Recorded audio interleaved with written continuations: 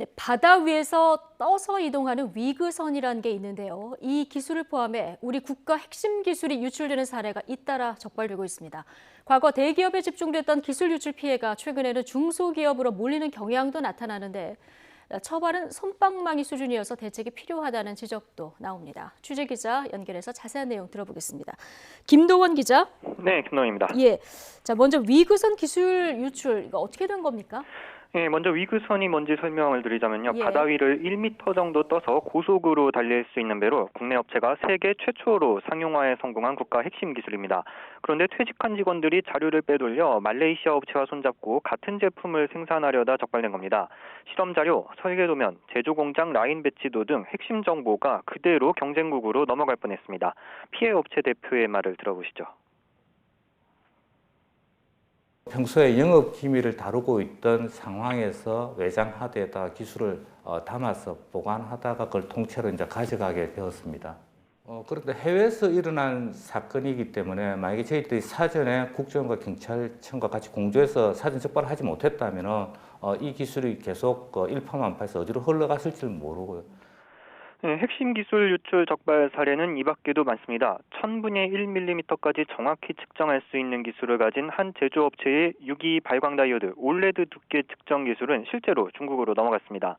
때문에 100억 원 규모의 중국 수출이 무산되는 큰 피해를 입었고요.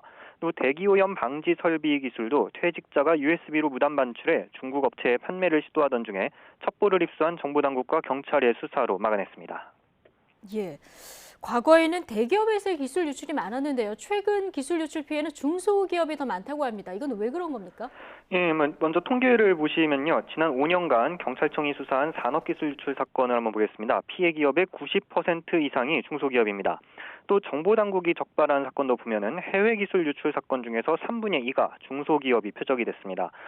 이것은 어떻게 보면 우리 중소기업들의 기술 수준이 많이 향상됐다는 걸 보여주는 사례이기도 합니다. 반도체, 화학, 정보통신 등의 분야에서 중소기업들도 외국 업체들이 탐낼 만한 첨단 기술을 갖게 된 겁니다. 그런데 앞서 기술 유출 피해를 많이 입었던 대기업들은 보안 시스템을 정비했지만 중소기업은 아직 보안까지 신경 쓸 여력이 없는 형편입니다. 보안이 중요하다는 인식은 있어도 구체적으로 무엇을 어떻게 해야 한다고 실천에 옮기지 못하는 겁니다. 전문가의 말을 들어보시죠.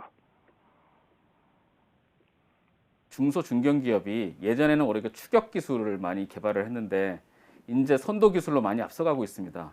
그렇다 보니까 기술 개발에만 몰두하고 있거든요.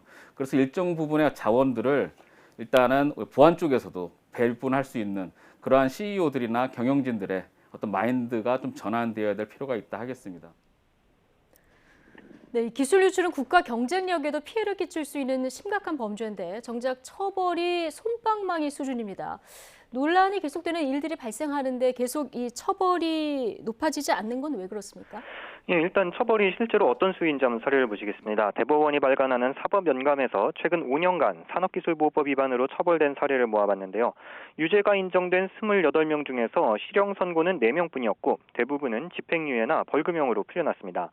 그 이유로는 기술 유출에 성공하기 전에 적발되는 경우가 많은데요. 이런 경우에는 실제로 손해가 발생하지 않았다라고 해서 감형이 되는 경우가 있고요. 또 실제로 유출이 된 경우에도 이 때문에 앞으로 입게 될 피해까지 반영하는 데에는 재판부가 소극적이라는 게 전문가의 설명입니다. 기술 유출 사건은 워낙 전문적인 자료가 많고 기록도 방대해서 재판부가 충분히 검토하기 어려운 점도 처벌 수위가 낮아지는 원인으로 꼽힙니다. 예. 정부도 기술 유출을 막기 위해서 많은 관심을 갖고 있는데 어떤 방안이 더 필요할까요? 예, 우선 사전 예방이 가장 중요하겠습니다. 그러려면 기술 유출을 생각할 수 없도록 처벌 수위를 높일 필요가 있습니다. 하지만 아무리 기술 유출 사범을 엄벌에 처해도 기업의 피해가 회복되는 것은 아닌 만큼 실효성 있는 구제 수단도 필요합니다. 최근 산업기술보호법 개정으로 피해액의 3배까지 징벌적 손해배상이 가능해졌지만 애초에 피해액이 낮게 산정된다면 효과가 별로 없습니다. 전문가의 말을 들어보시겠습니다. 일단 절차를 좀 신속하게 진행하는 노력이 있어야겠고, 그리고 손해배상액을 현실화하고 또 그런 손해액도 조속히 나오는 그런 제도적인 뒷받침이 되어야 되지 않을까 생각합니다.